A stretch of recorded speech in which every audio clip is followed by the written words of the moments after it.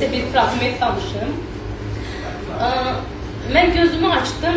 Müğənni Ayla Şirəliyevaya ağır itki üz verib. Müğənninin nənəsi rəhmətə gedib. Bu haqda sənətçi özü məlumat verib. Gözün yolda getdin nənə, nəvənin yeriməyini görmədin. Həmişə ürəyimdə olacaqsan. Məni paramparça etdin getməyinlə.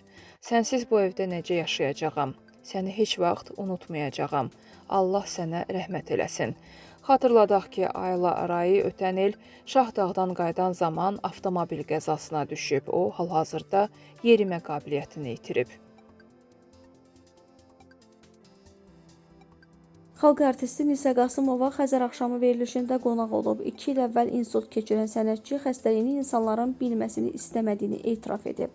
Bütün media işçilərinə ilk növbədə təşəkkürümü bildirirəm. Onlardan xahiş etmişdim ki, xəstəliyimdən heç nə yazmasınlar.